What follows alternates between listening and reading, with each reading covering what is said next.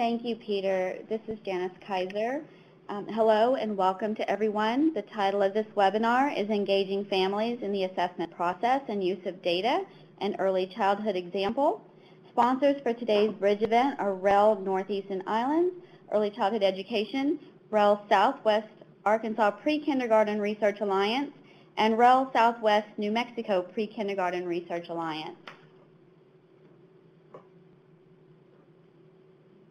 We have a full and exciting agenda. First, my colleague Claire Irwin and I will provide an overview of the alliances that REL Northeast and Islands and REL Southwest work with, and then we'll have about 50 minutes for our main presentation. There will be about 20 minutes for questions and comments after the presentation, so please be sure to jot down your questions in the chat pod as we go. Claire and I will be collecting those, and we'll do our best to share those with our presenters and get their responses.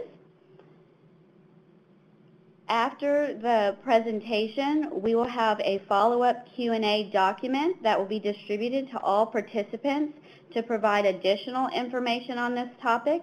You can expect to receive the archive and that follow-up document in about 2 weeks.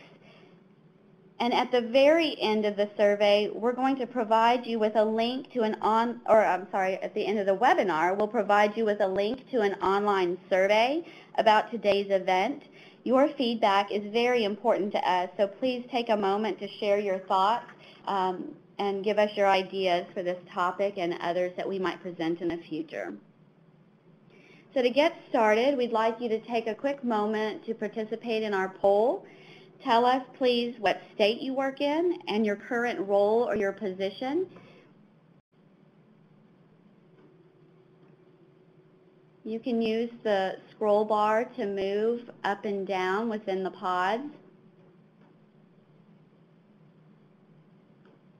And as you can see, the results are live, so we're able to get a good picture of who's with us today.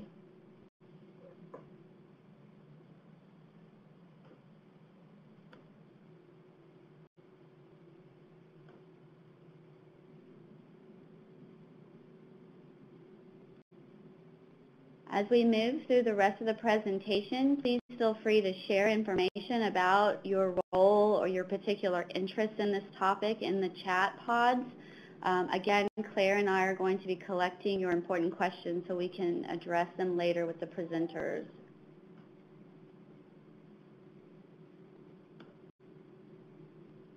All right. Thank you for doing that.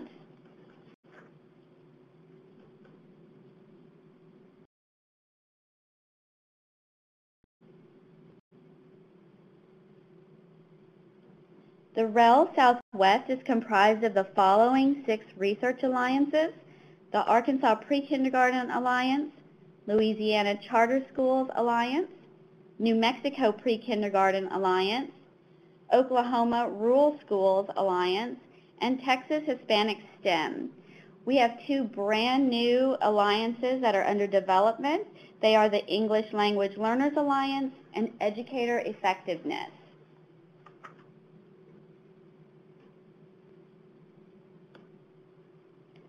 The goals of the Arkansas and New Mexico Pre-Kindergarten Research Alliances are to inform the state-level creation and maintenance of a comprehensive pre-kindergarten through 12th grade data system, to extend the evidence base on the impact of the state's pre-K initiatives on student outcomes, and to refine and develop innovations to support the alignment and measurement of standards and benchmarks for early childhood programs.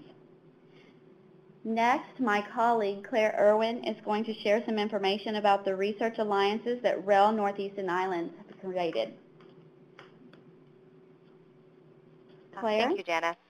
Thank you. So the REL Northeast and Islands has 8 research alliances that cover the region's 4 identified priority area topics. These topic areas include effective teachers and principals, low-performing schools, educational equity in special populations, and college and career readiness. Today's webinar was developed in collaboration with the Early Childhood Education Research Alliance and focuses on a topic of particular interest for this alliance. So the Early Childhood Education Research Alliance, or ECEA, at REL Northeast and Islands is comprised of state-level early educators and policymakers across New England, New York, and the U.S. Virgin Islands who have come together to improve early childhood programming and child outcomes through the use of research and data. The three broad areas of interest to our members include early learning standards, assessment, and practice. Through our research agenda setting process, a question of specific to today's webinar was created. What are the strategies used to engage families in the child assessment process? So this webinar that we're putting on today is one way to address issues that are facing our states and jurisdictions, and in particular this research question. Peter, during the pre-webinar portion of this webinar, mentioned our new survey tool that has been created. So this is just one example of a tool that REL Northeast and Islands creates with their alliance members. And this survey helps educators and administrators gather data to inform their policy making on early childhood educator background characteristics, as well as child assessment use and supports for that use, and implementation of early learning standards and the supports that are available to help them implement early learning standards. These surveys are downloadable, they are free, and they are also adaptable. And they can be downloaded at, I believe Janice just posted the HTML for that. So as Peter had mentioned again during the pre-webinar, we have several goals for today's webinar. The first is to describe the research program partnership at the University of Kansas, and also to describe how they are using data at multiple levels, including with the family. And we'd really like to build participants' awareness of these types of strategies and practices, because this is really a growing area of interest for folks, and it's a very particular piece of family engagement strategies is how do we engage them in actually the assessment, use of assessments, the assessment process, and in data use. So it's my pleasure that, to introduce today's presenters. Today we have Heather Schrottberger, Jessica Hermza, and Dale Walker with us. And we also want to mention Jane Atwater has been also helpful with the work that they're going to be presenting to us today. Heather is the director of Project Eagle Educare of Kansas City, a program of the University of Kansas Medical Center Department of Pediatrics. Project Eagle is an award-winning early Head Start program located at the Children's Campus of Kansas City in Kansas City, Kansas, and a member of the Educare Learning Network. As the director of Project Eagle, Heather serves as the face of the Project Eagle by engaging in positive relationships with key stakeholders, including governing body members, tenant partners in the Children's Campus of Kansas City, community leaders, Project Eagle staff members, and enrolled families and children. She has worked in the early education and early Head Start field for over 14 years and has experience and expertise in program development and implementation. She serves on the board of directors for the Children's Campus of Kansas City, engages in the National Educare Learning Network, and participates in numerous other local collaborations and efforts that further the work of the field of early education and lead to systems of change. Jessica is the site director for Project Eagle Educare of Kansas City and has worked as a master teacher for Project Eagle. She has been working in early childhood education in both a research and practitioner capacity for a decade, and is an author on multiple peer-reviewed articles and presentations on infants and toddlers, including topics such as math and science in infant and toddler play, increasing desirable behaviors in the toddler classroom, and increasing toddler compliance with classroom transitions. Prior to joining Educare of Kansas City as a master teacher in 2012, Jessica spent 5 years as the Director of Curriculum and Training at Ballard Community Services. Dr. Walker is currently an Associate Research Professor and Scientist at the University of Kansas, where she also received her PhD in Developmental Child Psychology. Her research addresses early childhood language development and evidence-based intervention with child care providers, early interventionists, and parents. Measurement and assessment practices with infants, toddlers, and preschoolers with and without special needs, fidelity of intervention implementation, and issues related to the impact of poverty and depriving environments on child outcomes and school readiness. So as you can tell, we have a very wonderful group of presenters with us today, and I think we have a lot to learn from them. So I'm going to pass it on over to Heather and Dale to get started with their portion of the presentation. Thank you, Claire and Janice, for that introduction. We are looking forward to the opportunity to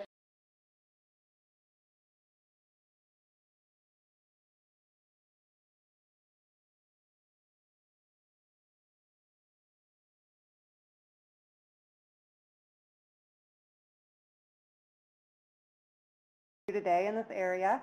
Educare of Kansas City is one of approximately 20 Educare schools in the National Educare Learning Network. Collectively, Educare schools serve as a model of the impact of high-quality early education on the school readiness and future outcomes of vulnerable young children.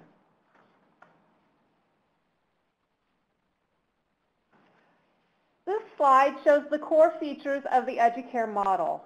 Each Educare school implements a number of common core features while also delivering a model of services that meets the needs of the school's local community.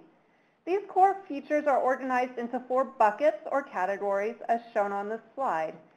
These include data utilization, which we will discuss in detail today, as well as high-quality teaching practices, which includes high staff-child ratios, small class sizes, and continuity of care, embedded professional development, including high staff qualifications, reflective supervision, and interdisciplinary approaches, and intensive family engagement, including starting services during the prenatal period and on-site family support.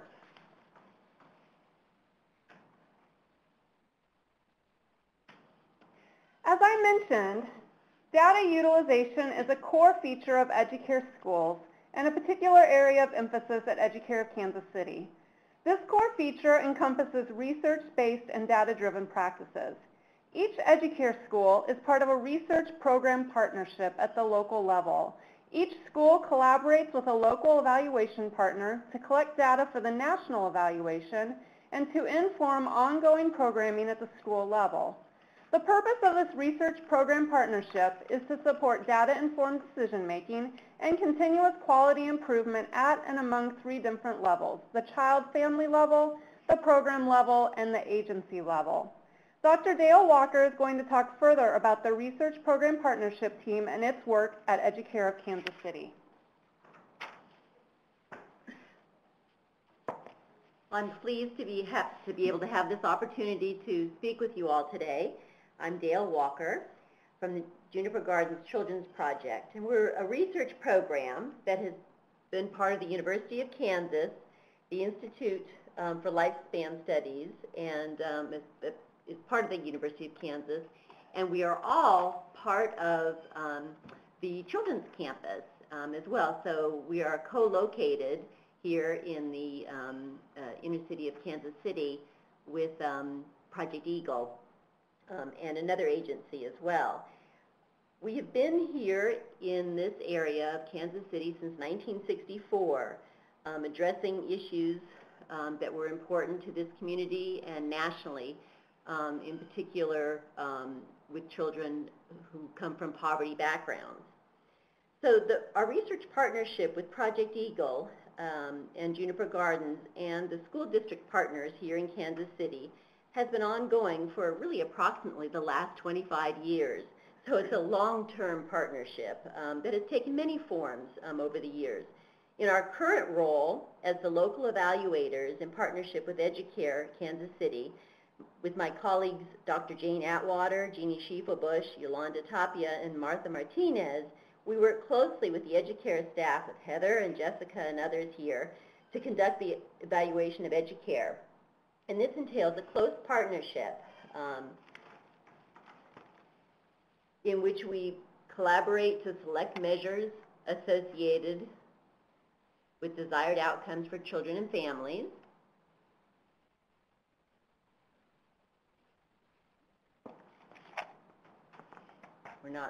There we go. And we facilitate data sharing to increase data use and inform planning for individual children, classroom improvement, and strengthening parent involvement. And we've developed ways to facilitate that sharing that includes having joint staff meetings between evaluation and education teams in which we review data, discuss data, and make plans for how the data may inform classrooms and parent involvement. Also, this entails measuring implementation fidelity, which allows us to more closely monitor the level of delivery of content to children, and sharing data permits adjustments to be made to make sure that the important content is really being delivered. And working together, we've developed the format and content for this data sharing that includes data sharing reports for teachers and for parents that we'll be illustrating during this talk today.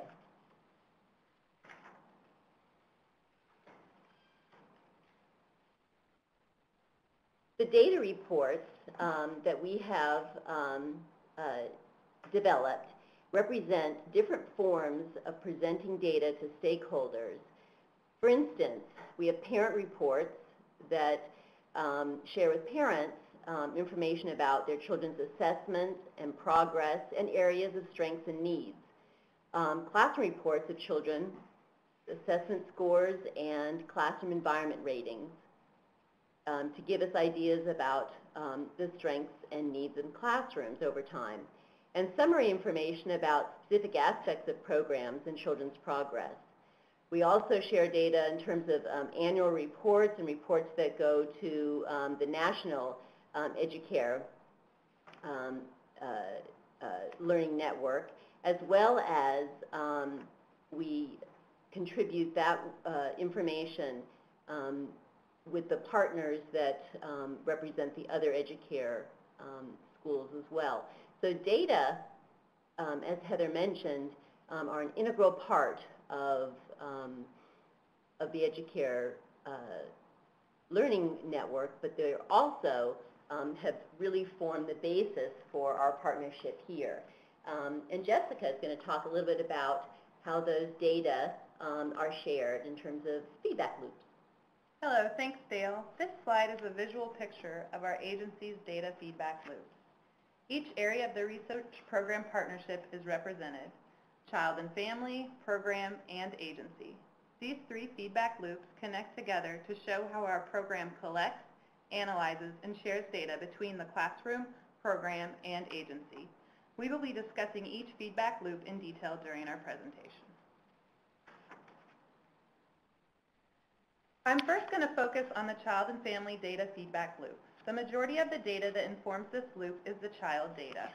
We use child data to inform our daily practice in the classroom and when working with families. We collect a wide variety of child data.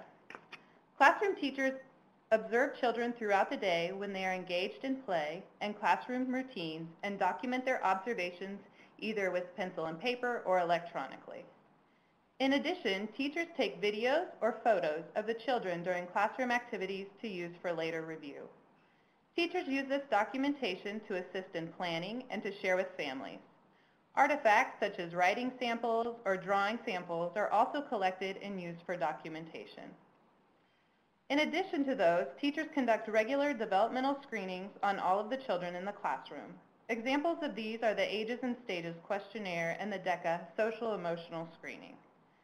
Those screenings, along with the individual growth and development indicators, or IGDs, are used to monitor each child's progress. Our last bit of data is completed by our local evaluation partners. The evaluators use norm reference program monitoring measures such as the Bracken and TLS, the preschool language scale. These measures are used not only for individual child planning, but also for program evaluation purposes.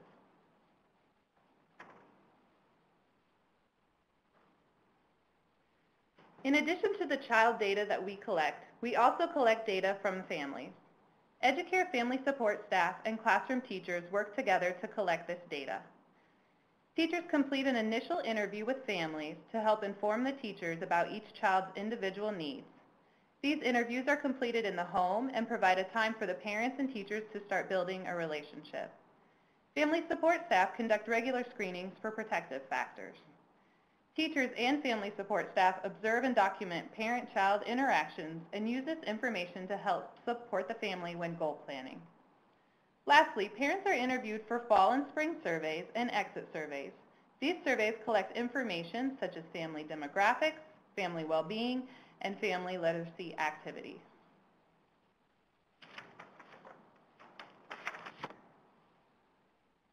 Now that we have discussed the different types of child and family data that is collected, we will look at how the teachers use the data to inform their practice in the classroom. Teachers and master teachers organize the data in different ways depending on the type of data and its intended use. This slide lists some of the ways we organize data. Each child has an individual child data chart that tracks their screenings and assessments. This chart is all-inclusive and provides a picture of how the child is progressing developmentally across all domains. Each classroom has a goal chart that has each individual child goal listed on it. This chart is used during planning time and is a nice way for teachers to quickly see all of the classroom goals in one place. The classroom data chart tracks upcoming and recent screening and assessments and is used by teachers and master teachers for classroom planning. Lastly, each child has a portfolio. The portfolio contains copies of screenings, assessments, and has anecdotal and photo documentation of the child's developmental progress. The portfolio stays with the child the entire time they're in the program and is divided up into our curriculum's core areas. This portfolio is shared during conferences, and parents get to keep the portfolio when their student leaves our program as a way to document the learning that has happened while they were here. All of the child data is used to create individual child goals. The goals are aligned to the curriculum and program school readiness goals. Individual child goals are reviewed on a weekly basis, but often do not change every week. Goals may be adjusted due to progress or new strategies might be added. For example, if a child is working on walking as a goal, the classroom teachers will review the goal during their weekly planning time and look at their observations from the week to see progress the child has made. Depending on progress made by the child, the teachers will then either adjust the goal or add new strategies to help the child obtain the goal. So if the child is standing but hasn't taken any steps, the teachers might add in some new strategies for them to hopefully help the child achieve the goal in the classroom.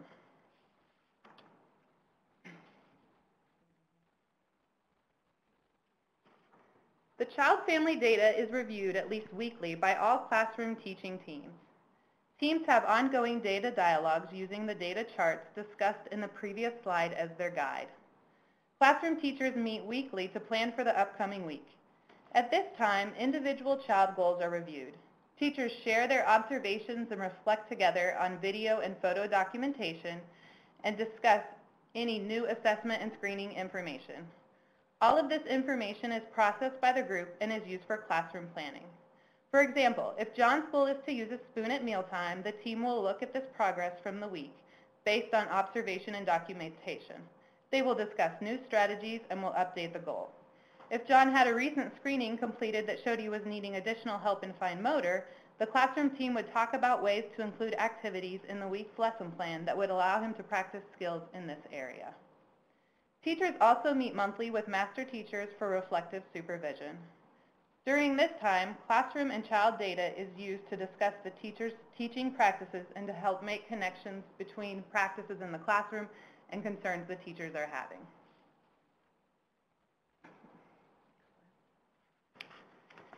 Data dialogues are not only happening between teachers during weekly planning and between teachers and master teachers during monthly reflective supervision, but also between a multidisciplinary team at least twice a year. Teams meet for child and family review prior to parent-teacher conferences. The team consists of classroom teachers, master teachers, family support advocates, health and disabilities coordinators, and the site director. Prior to child and family review, teachers and family support advocates complete a data chart for the child and family. The chart gives the most recent screening and assessment information for both the child and the family.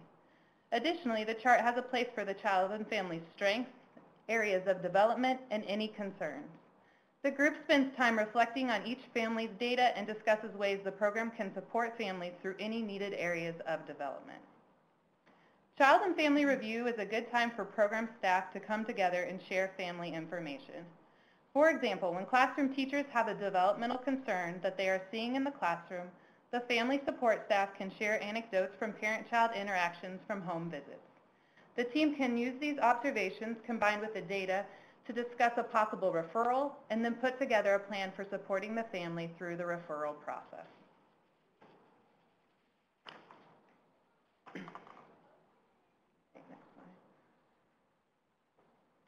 Data dialogues are not only an essential part of our program internally, but also externally. Data is an important tool for engaging families. Using data supports all of the Educare core features, including intense parent engagement. All of our families know that ongoing assessments and data sharing are a part of our partnership between the program and families. We work to foster a culture of curiosity among staff and parents through the use of data. As parents become more comfortable with data, they learn to see themselves as interventionists and become confident about their influence on their child's ongoing development across all domains.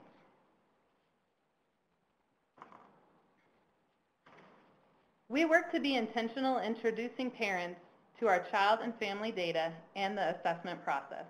We do this in a variety of ways. First, we create a data sharing expectation. Parents are informed about data collection and utilization during orientation, and then again during the parent-teacher interview. Parents come to expect data during conferences and know to bring up these kinds of questions when we meet for conferences. In addition, our assessment process and data sharing plan is included in the parent handbook. Teachers and family support staff spend time with parents during enrollment reviewing each assessment tool and giving parents an opportunity to ask any questions.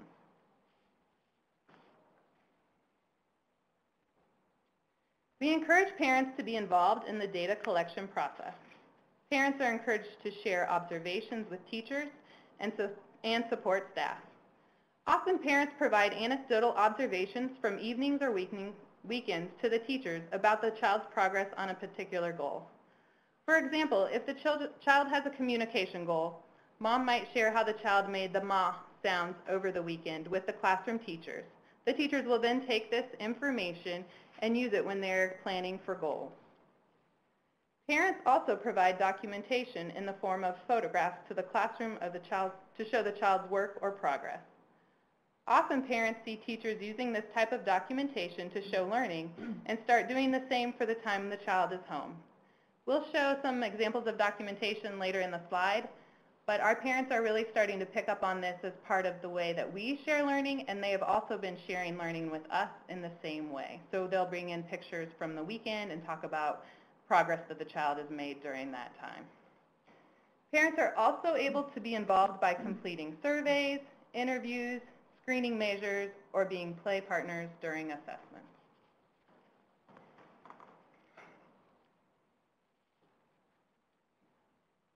Sharing data with our parents is beneficial in many ways.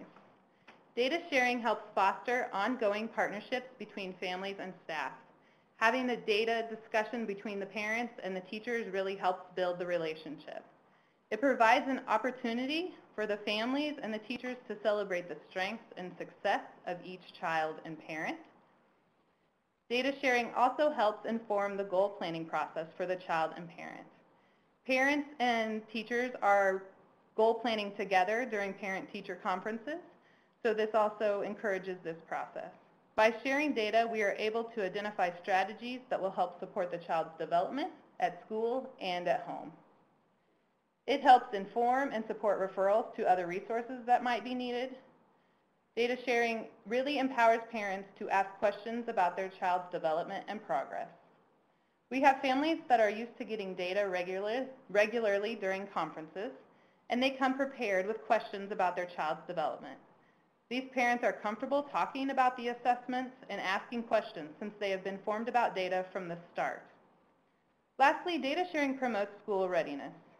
Parents that are used to receiving data from our program will be familiar with this process when their child starts school and they start receiving assessment information from school programs.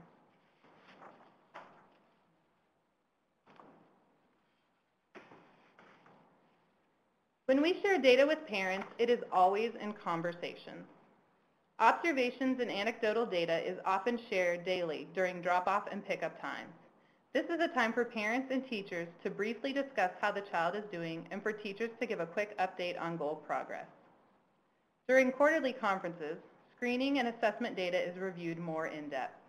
Child portfolios are shared and parents are given opportunities to ask the teachers questions about any concerns they may have. During these quarterly conferences, parents and teachers are also looking at assessment data and screening data and the child portfolio and making new goals for the child for the upcoming months. Data is also shared during home visits. Family support staff and teachers take the opportunity to share any updates with parents and give parents time to share observations with the team. When parents are given any of this data, they are never just passed it in their cubby or handed it as information for them to read later, but it is always in conversation with a classroom teacher, so that way parents have an opportunity to ask questions and teachers can really explain the information presented to the parents. So here's some examples of some of the tools that Jessica has described for sharing data. So we'll go ahead and just give a few examples of those so you can have a little better idea of the format that's used. So for the parent report, that includes the assessment information, and again, then teachers sit down with parents and share this information with them a couple times a year in this parent report format. Assessment graphs aren't just left in their cubby, of course. They are reviewed, they're part of this process, and parents have really come to enjoy seeing data, and in fact, if there isn't a graph or maybe they think it's missing a point or something, parents will really ask about that. So they very much want to see the graphical information as well as the written information. And the child portfolio contains, as Jessica mentioned, the teacher observations and assessment and goal information in a really interactive and kind of dynamic way, showing activities that are ongoing and really giving really a visual representation of children's learning. So a quote from a parent, every day I learn something different about my son and how to be able to help him. We have many such quotes from parents. So we have some examples, and I think these are made larger on your screen. Here's an example of a report for parents, and there'll be information about the assessment, about the purposes of assessment, again, who's doing the assessments, just as a reminder, and then assessment scores.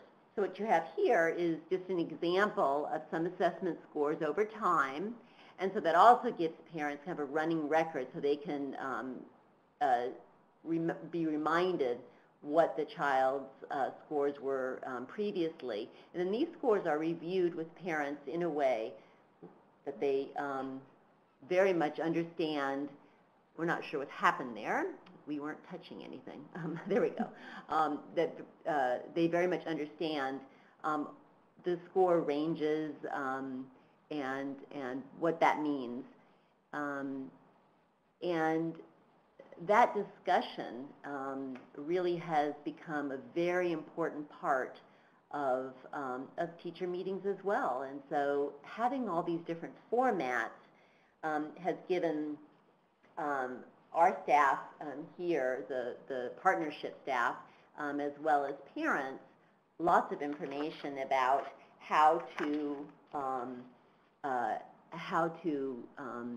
really review strengths and needs and to permit parents to be a part of that process and that discussion. And they really feel informed because it's not only anecdotal reports, but they're also a part of that data sharing process.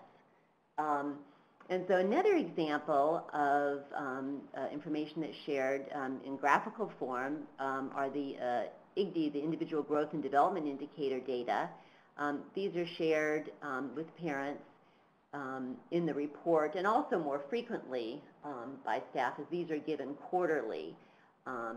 And so parents can see their child's individual progress over time and in comparison to normative information or not. Some of that information, these can be very much individualized for parents. And so some of the normative information can be turned off. And so you can get a good picture of a child's personal best.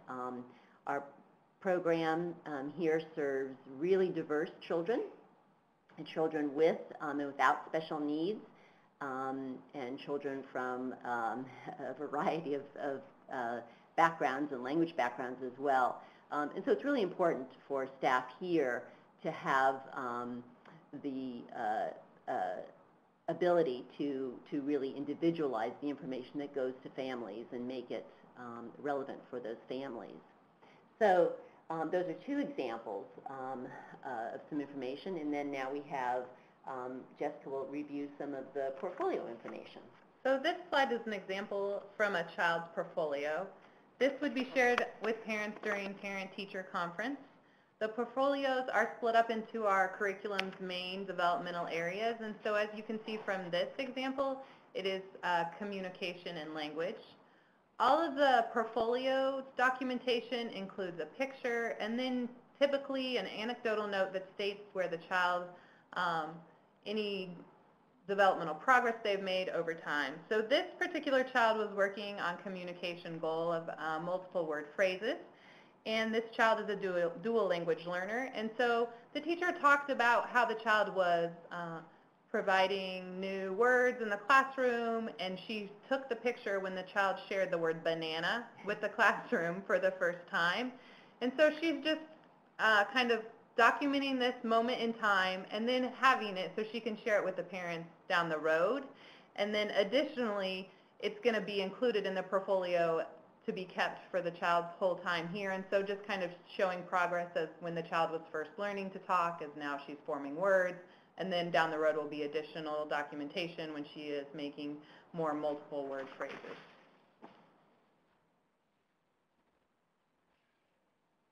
The next slide is examples of documentation from our program's hallways. We use documentation to show learning in our classrooms. You can see this throughout the hallway, and depending on the classroom, it'll be kind of a different, more individualized documentation. Lots of times this is pictures, some anecdotal notes, lots of quotes from what the children were saying during the pictures, and then there are sometimes drawing samples provided.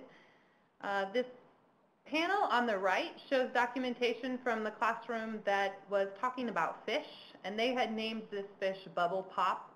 And so there are a couple documentation panels just showing progression as the children learn about the fish and kind of guess about what the fish are doing. And so the teachers wrote all of that information down to share with parents so that they can see it when they come and visit and read about what the children are doing in the classroom.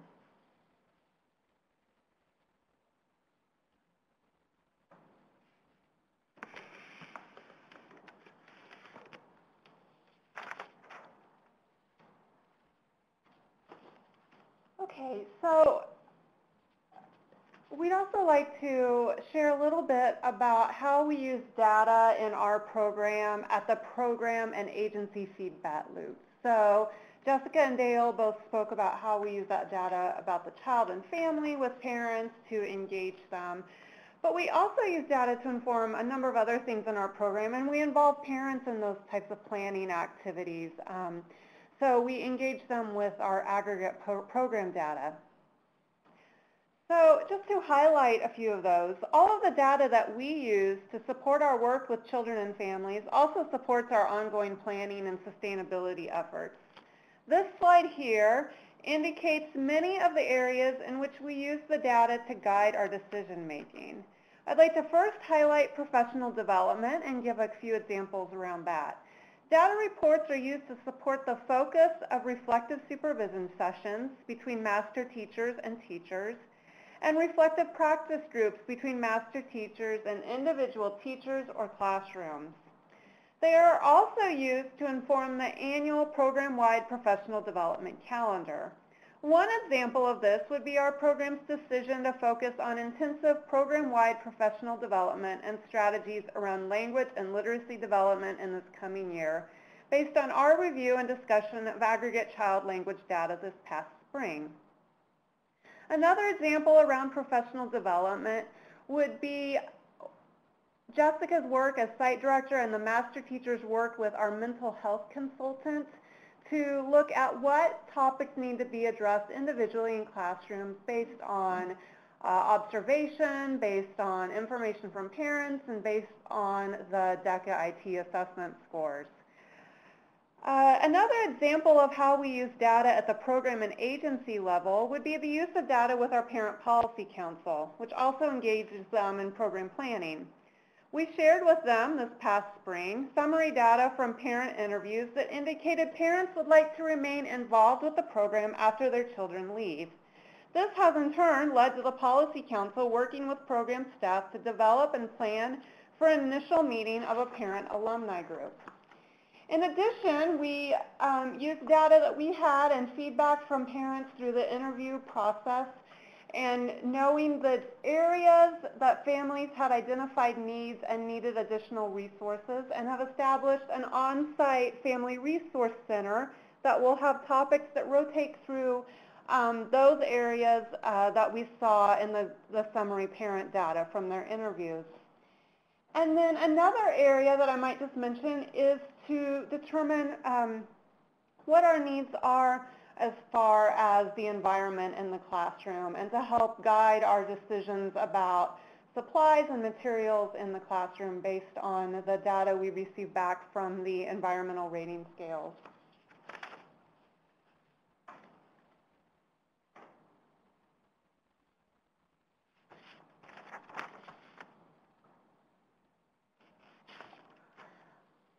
On this slide, or on the next two slides, we have highlighted specific examples of data that we use to inform these types of program planning efforts. This includes ongoing observations of the classroom environment and instructional practice, which is done by the master teachers. It includes observation checklists of the classroom environment and teacher ratings of child behavior, which would include things like the infant-toddler environmental rating scale, the early childhood environmental rating scale, and the class observation tool. And these are done 2 times per year. Some additional examples would include classroom reports of children's assessment scores and of classroom environment ratings, summary information about specific aspects of the program and children's progress, and summaries from parent and staff surveys collected for national evaluation purposes by the local evaluation partner. And in the picture here you can see a master teacher working with a teacher to review some of those summary data reports and plan around that information. So Jessica will now share what one of the classroom reports might look like. This report is an example of a classroom report that is shared with classroom teachers. This report lists each child in a specific assessment. Scores from the fall and spring are given. Teachers use this to inform the planning process in the classroom. This information is also reviewed by the site director and master teacher. If there are concerns about a particular child, a team uses information on this report and additional data that we have on the child to discuss the need for additional intervention. So for example, child 1, the scores from the fall and spring are in the red this year. And so we would look at their other language assessments and screenings that we have and decide if this is a child that we need to provide additional support for. If we need to talk to family support staff to see if there's something going on at home, then we need to bring the parents into this conversation. And so this is just an example of one of the reports that we use to help classroom teachers, master teachers, myself, and family support decide, do we need to make additional supports or interventions in the classroom, or children developing as they should be.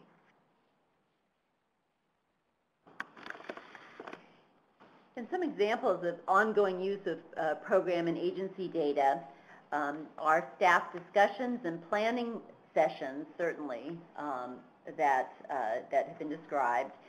We also have a monthly research partner meeting. And during those meetings, we discuss data. We pick a topic, a specific topic that the group has decided on. And so the group includes administrative staff, research staff, master teachers, the home visiting staff, and school district staff.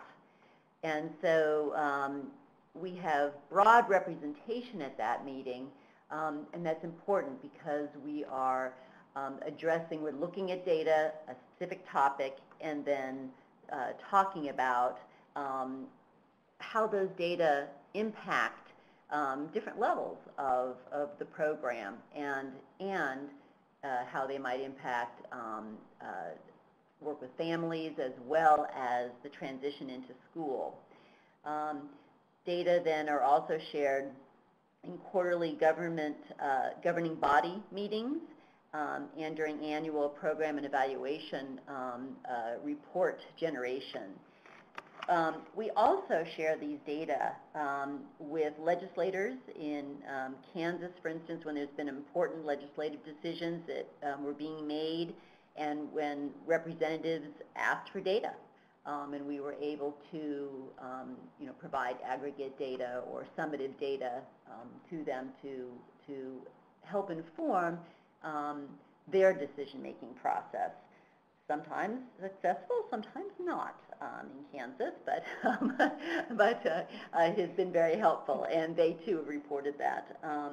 The research partnership has really been important at times also to inform funders about progress and areas of need, as well as keeping the school district informed about what's children's progress and what's happening in our local area related to programs serving children with special needs and with other challenges, because there are often, as you all are aware, certainly resource issues that these data are so important for informing. We also have a few examples here of some data slides, and these would be used in our annual reports, but also to discuss at meetings, at that monthly meeting in particular, but also in the meetings with, Jessica would be going over these with, and the master teachers with the classroom staff, in addition to that individualized classroom format report that she also showed. And so these data are really important in this form to give us information about, for instance, this slide showing the toddler class averages across school years gives us information about what class data has looked like over years and what areas there may be strengths in, what areas there may be need for more programming decisions. And here's another example of a slide with some of the class data. And this one would be a good example of highlighting areas of strengths and areas where there may be benefits from more programming emphasis, let's say on feedback and language and other areas to facilitate learning and development. And then similarly, this slide, just with the ITERS and ECERS data, averages over the school years, can give information about, data, the general ebb and flow of data across the years, but also where there may be strengths, where there may be, downturns, and then we can tie that sometimes to influx of certain children, a new class of children, a new a group of perhaps emphasis on an assessment that has changed emphasis in certain components, which is what happened this last year, and this reflects that. and so and also teachers. And so these data are important to see it in this aggregate form as well, and give us a quick picture. And then on this slide, showing those the Deborah, the DECA early childhood assessment data, this can give us information about understanding the needs of incoming children compared to those who have attended Educare for a year or more and had some time. And we see real differences in this slide very clearly across areas with children who are new to Educare and those who have had some experiences in Educare. This slide being examples of data that can help us understand the differences that home language status can have, that home language status can make for children. And for instance, here, what we see is the importance of, for instance, having more than one source of data for children, because the PPBT given to Spanish-speaking children here in English clearly shows that there's a need for those children to continue learning vocabulary and learning words in English. But for those, that same group of children, we see that they are progressing in terms of their native language on the preschool language scale. And again, these are just quick examples of data. Now, these data are not shared ad nauseum with parents. These are data that are used in those monthly meetings to inform the information that is shared with parents and that is summarized in those reports. Because of course, we wouldn't want to inundate parents with lots of numbers and graphs and kind of summative information like this that wouldn't have a direct bearing on them distilling that information down for their child and for the experience that their child has and the types of things that they can do in homes. And so that's important to realize too. So as we show you all these data, remember, these are not all things that are shared right off with parents. And so certainly a number of lessons learned in this collaborative work that we do here in this partnership is that intentionality is really important in determining our topics for our meetings to be, when we made the decision to hone in on particular topics that the data were showing us, it made our opportunities to collaborate far richer and really collaborative, that all partners in our monthly meetings, the classroom, the researchers, administrators, the school district partners, really all had an opportunity then to share in those meetings. And we certainly know that we have found that the research program partnership can foster interaction in which we're reviewing data and daily practice and sharing then that information with families about children, about the program. Policy council groups then have an opportunity to weigh in on and understand some of the data and the progress that the program is making. So parents certainly are eager and interested in reviewing and discussing data results with teachers, and they really are able to articulate and support the goals for their children as a result of having that opportunity to be a part of that process. So that's the end of my remarks there. We have our contact information here, and you're certainly welcome to contact us with any individual questions too.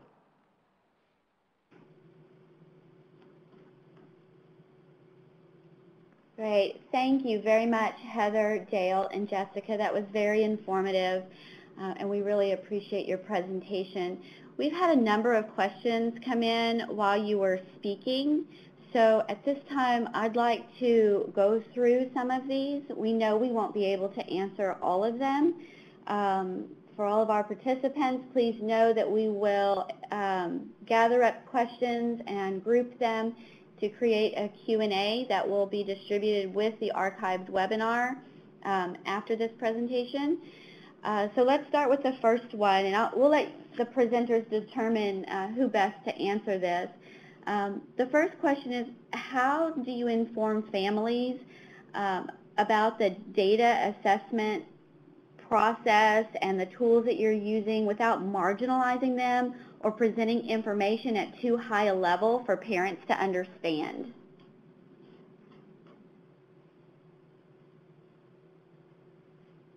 This is Dale, and so I think probably all of us have a couple points to add to this question, if we understand it correctly. But as I mentioned, certainly we're not sharing all of these different graphs and numbers and tables that we've shown you here. These are examples of the different the levels of information that we use here to discuss data, to use data to really inform practice, and the necessity is there to have data at all these different levels so that we can really address the the complex issues of planning and programming for young children. The reports for parents are they're vetted, they're read by parents, they go through the policy council, they are very much inclusive of information that parents have asked for and want to have. And the process of using portfolio information, for instance, and involving parents in that process gives them an opportunity to also share information that isn't necessarily assessment reports. So those assessment reports are shared in teacher, family, individual meetings twice a year. This other information is shared more frequently with families on an ongoing basis, and so Heather and Jessica will expand upon that. This is Heather. I also just wanted to follow up on what Dale said, and as Jessica mentioned earlier, no data about a child is ever just given to a parent. It's always done as part of our partnership with them and as a way to inform the conversation between the parent and the provider or the teacher or the family support advocate. The other thing I wanted to mention is we talk about school readiness, and we talk about that for our children, but we are also always thinking about school readiness in the context of the family, and that family and those parents being school ready. We know that they will receive a lot of information and reports on their children in their child's future years in school, and we want them in a setting where they have a partnership with us to really learn how to look at that data about their children, what type of questions to ask about that, what they should know about their child, and how to advocate for strategies that will support their child's growth. So we really see that sharing of data as a learning opportunity for parents so that they will also be school ready and ready to support their child's education for the long term. Great, thank you. Kind of along the same lines, how do you handle situations where perhaps the parents and the educators don't necessarily agree on the assessment data that's been collected, or they see the child from different viewpoints? So this is Jessica, and we have run into this a couple times. We have a couple different strategies. So sometimes we have parents do assessments with us, so they'll complete the assessment and we will complete the assessment, and then we'll have a conference where we kind of talk through each part of the assessment to kind of see where any differences are. And we recently had a family that we were worried about some areas of development, and the parents didn't seem to be as worried. And so the teacher completed one of the assessments, and then the parent completed one, and they just talked through each area of the assessment, and kind of the conversation did come to the fact where the parents' concerns did show. In addition, we also have parents be part of those assessment processes, so whether they're being a play partner or they're helping us with that assessment, that way they can kind of, you know, see what we're seeing in those ways. Okay, thank you for that. Shifting gears just a little bit, could you define for us what a master teacher is?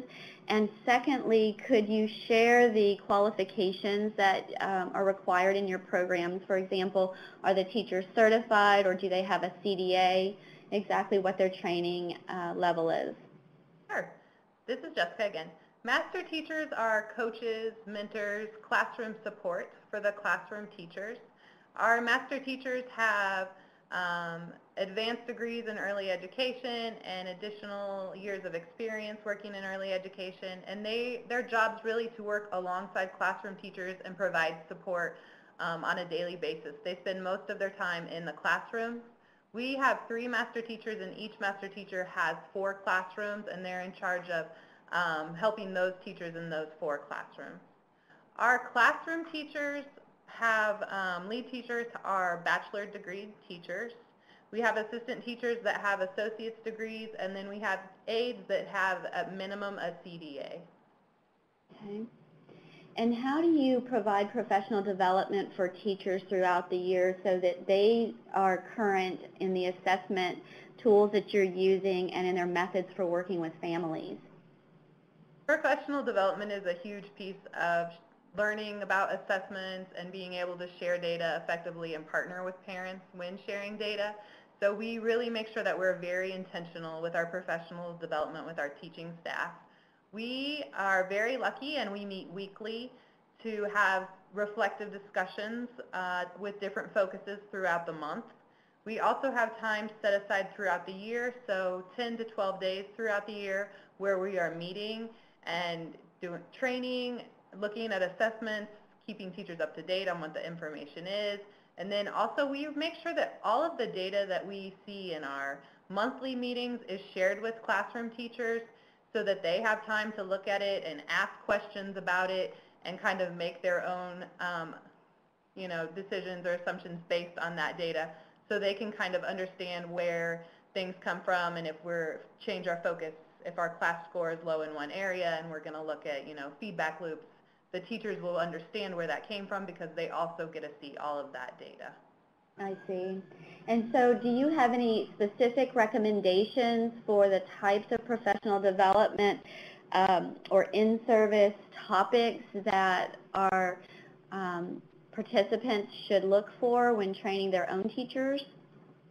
We try to use reflective practice in all of our programs, so making sure that we're really looking at what we're doing in our classroom, the practice of working with our parents and families, and then taking the time to sit and talk as a group about how that's working.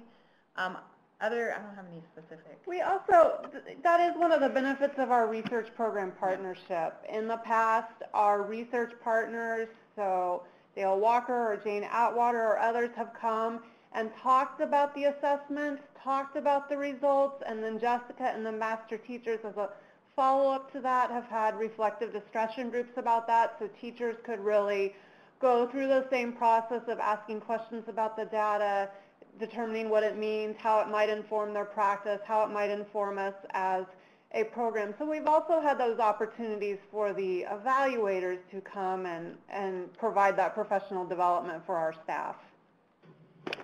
Thank you.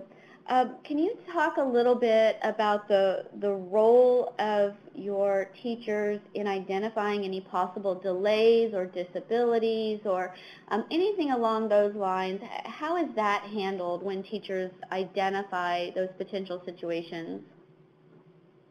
We really take a team approach when working to identify any concerns or special needs of children in our classrooms. So classroom teachers, like I shared earlier, they are collecting multiple different assessments and screenings on children. But also we have our disabilities coordinator and our family support staff, and we'll come together if we have a concern about a child and discuss as a team if we feel that we need to make a referral. But it is not something that we had ever put on one teacher specifically, but something that we'd work together to decide and make that decision to support the family. So are you also collecting child health data in your records? Yes. And can you share a little bit about the types of topics and information that you would collect or keep in those records? Around child health data? Correct. So we keep track of the child's schedule of well baby, well child visits, their immunizations, any concerns or ongoing health issues that they might have, any health plans or specific needs that the child has been identified by the doctor so that we can work with the parents and support that. We have, over the years, developed a very strong relationship with our local provider of infant toddler services, and they are also present on site in our classrooms and helps facilitate that referral process that Jessica has spoken about. And we have that partnership helps us share that information about assessments, about screenings, about health, and then even past the referral point to continue to work together to really develop strategies that support that child. It sounds like a very comprehensive process that you've developed and that you've put forward for families, and it's very supportive. Just want to shift gears a little bit to a couple of the questions that we received around planning time for teachers. How do you structure the time that teachers have to prepare for the assessments, to actually implement the assessments, and then to lastly prepare for the meetings that they'll have with families?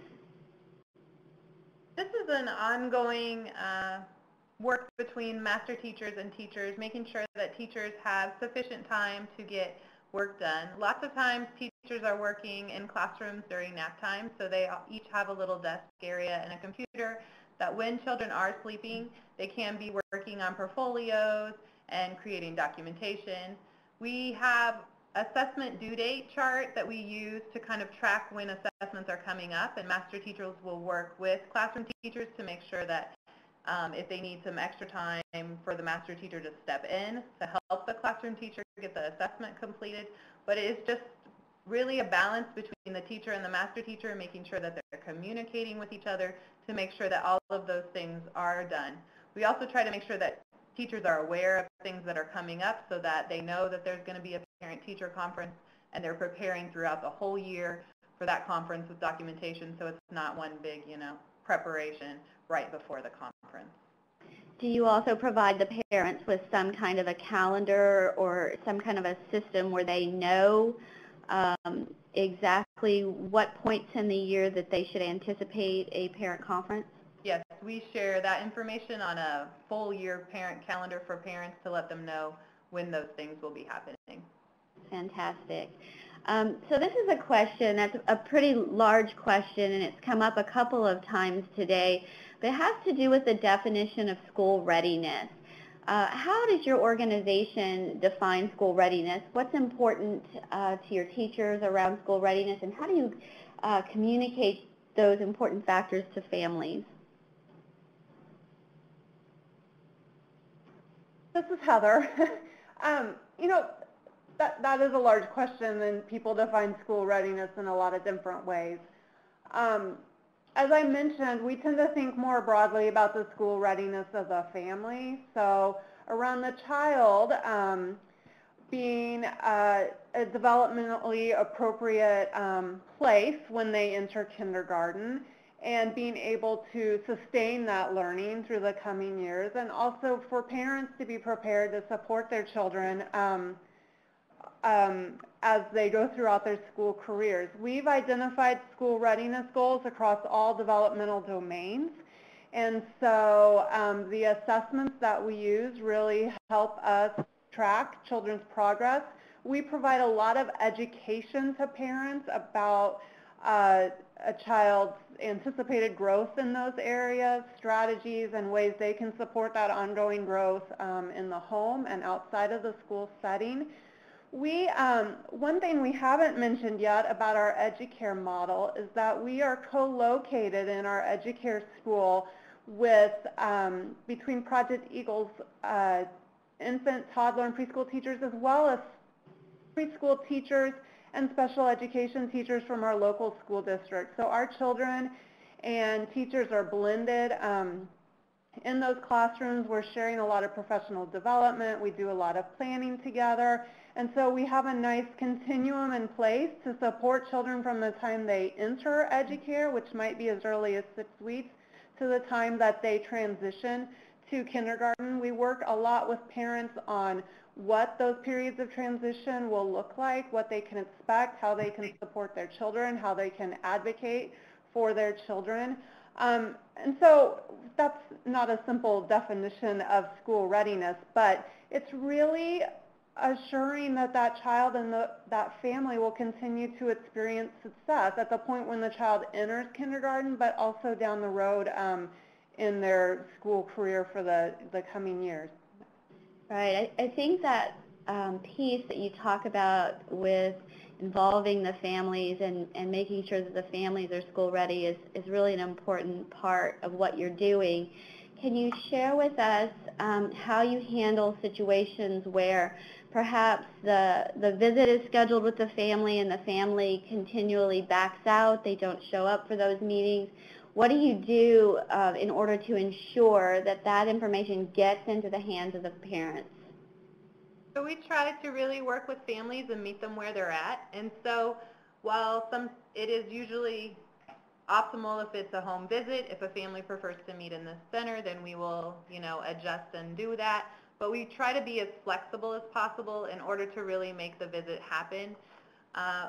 Like I said before, we do have scheduled days and scheduled times, but our family support staff works with families depending on their work and school situations to reschedule. We work together as a team to make sure that classroom teachers can be relieved from their duties so they can go and participate in the home visit if it is on a day that it is not scheduled. And oftentimes, if families need to just have the meeting here, we see that it's better to have a meeting than to not have a meeting. So if it needs to be here on site, then we will make that accommodation. But we really try to individualize for each family, for their situation, and work together as a team to kind of see how we can best meet their needs. Do you ever, oh, I'm sorry, go ahead. I was just going to share an example of something that happened this past spring. I think families come to really appreciate that time for parent-teacher conferences and the visits we do in the home. This past spring, one of our staff went out to a parent's home, and dad was available for the conference, but mom had to work, and she had actually prepared and left a video of what she wanted to share with the teacher and the family support staff person, and so that could be part of the conference, and so she could be part of it that way. So I think we set that expectation early on that that's part of their experience at Educare Kansas City, and parents really buy into that. Do you ever find that families are reluctant to allow the educators into their homes because perhaps they might feel like the teacher is there to collect information on the family, or any barriers of that nature that you could share with us, or give us examples of how you've overcome those situations?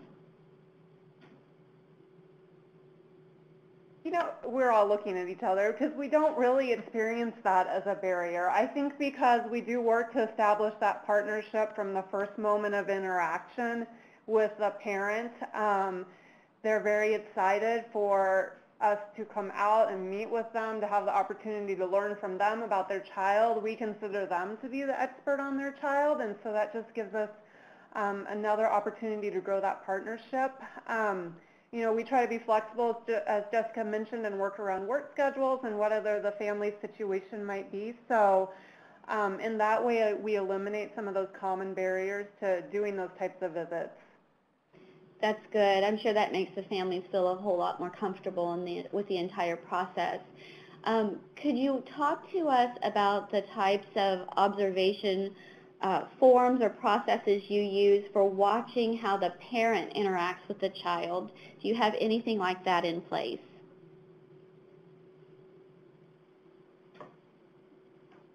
We have, this is Dale, in different projects that we have partnered on, we do have then civic interest on with if it's a project working on parent-child engagement per se, then we would be collecting data like that. In this partnership right now, for looking at this Educare program partnership with parents and sharing data, the emphasis in sharing, so we use the information, for instance, we use some examples about language development, and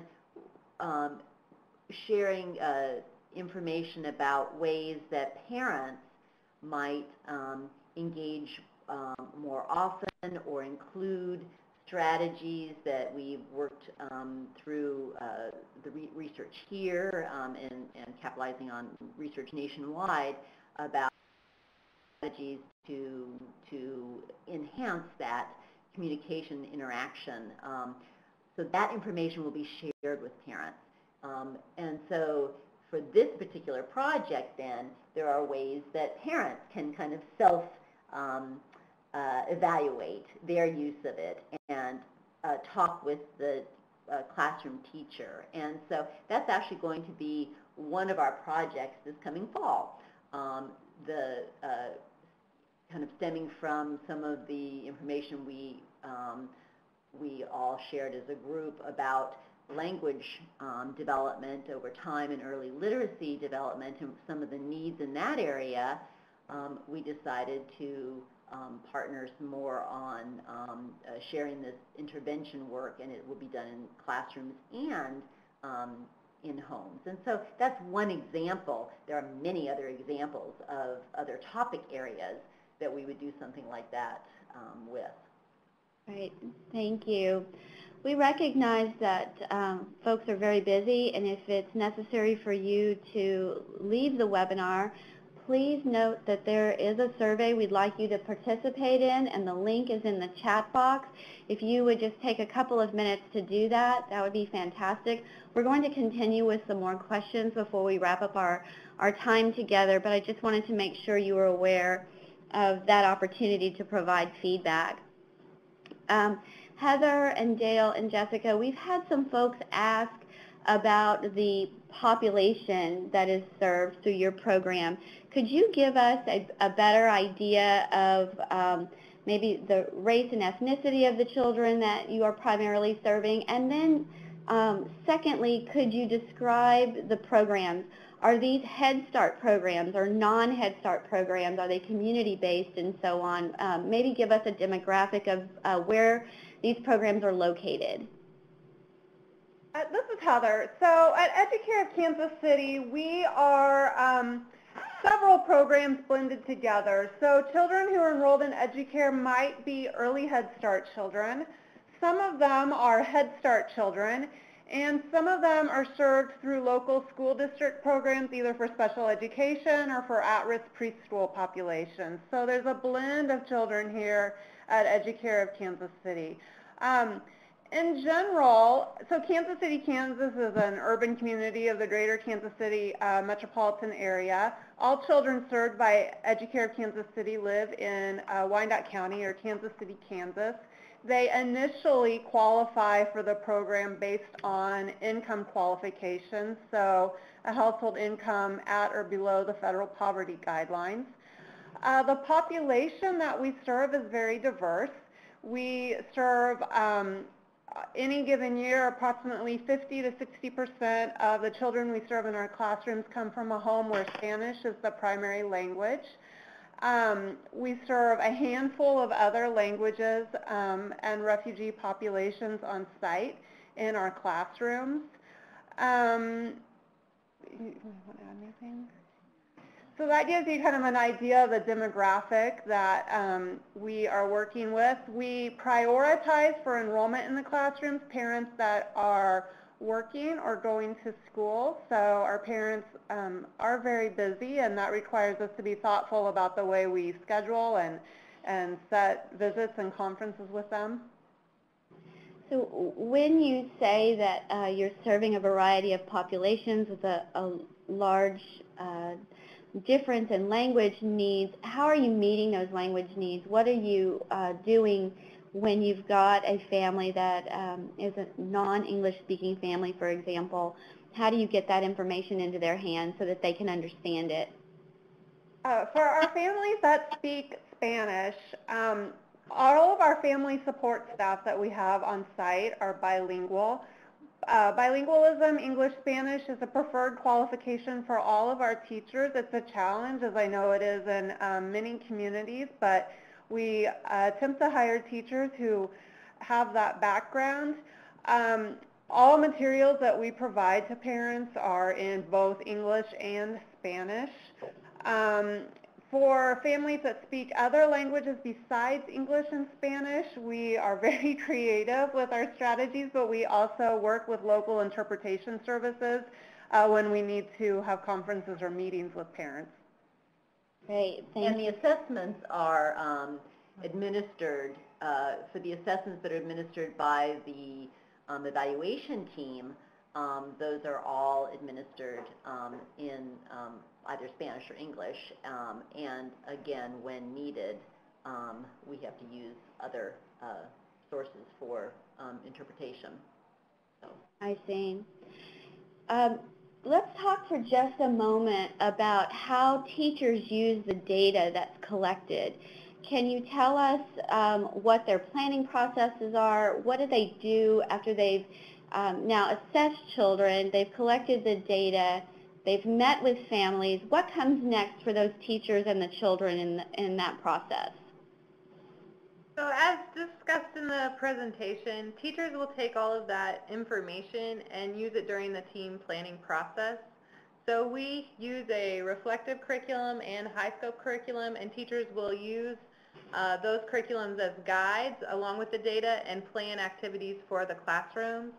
All of our lesson plans are individualized, so each classroom activity focuses on specific areas where all of the children in the classroom need development in, and so teachers will just individualize for the classroom that they have and use that data to help inform that process.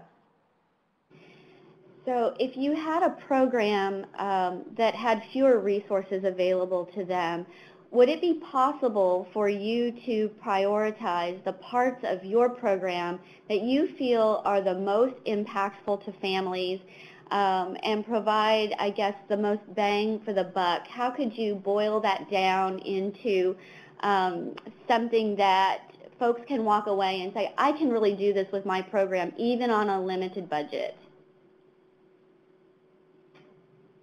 You know, I think the key there is that relationship between the teacher, the classroom teacher, and the parent, and that partnership, and the value that that teacher places on the parent's observation and information about the child. So I think Jessica did a nice example of talking about many different types of data, so formal evaluations, but also that documentation of what's happening in the classroom, that information from the parents about what's happening in the home.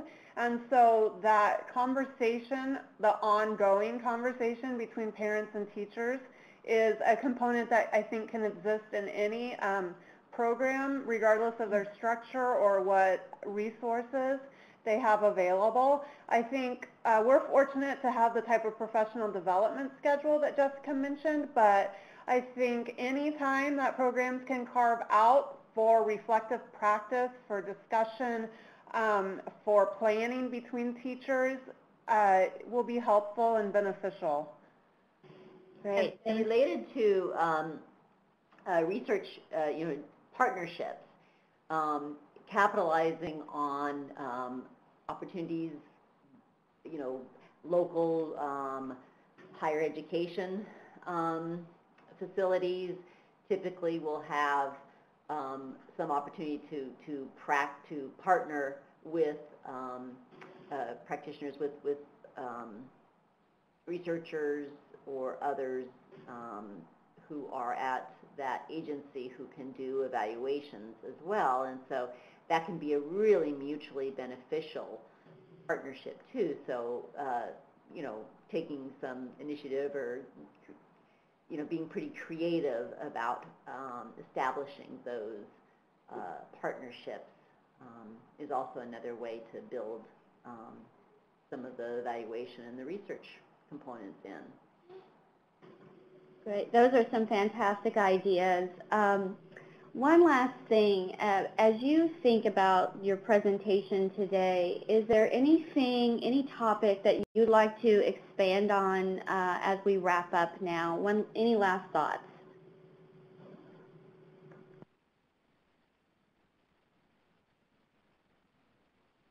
Any from you?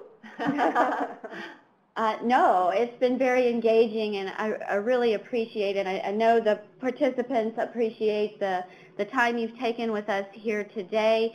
I'm going to turn it over to my colleague, Claire Irwin, now at this point.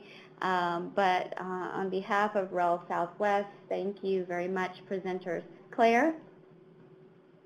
Thank you, Janice. And again, I just want to thank our presenters, Heather, Dale, and Jessica. I think you did a wonderful job clearly describing your program and the processes that you use. And I think what intrigued us most when we first reached out to you was that you're really engaging in this process with families, and it's hard to do. And the processes that you're using within your program, I think, are applicable across age groups and across different program types. And you've done a nice job of presenting that today. So thank you very much. Thank you also to our production team. They've done a fabulous job keeping everything in line and keeping us moving, and also to my co-moderator, Janice, for doing such a great job with that question and answer session. It was quite a few questions that came through from our attendees, so we also need to thank you for engaging and for staying with us today and for joining. So before we break, I just want to thank everyone again and just remind everyone that we are very interested in your feedback on today's presentation. We are being now sent to the link automatically. If for some reason your pop-up blocker keeps you from getting to that survey link, there have been links posted in the chat box, as well as there is a link under the closing and evaluation box that you see. There's a blue, it says please complete the survey, the stakeholder feedback survey, and you can click on that. It should take you to the webinar, to the survey link. So thanks again, and your feedback will help us plan future events like this one. And I hope everyone has a wonderful rest of their day.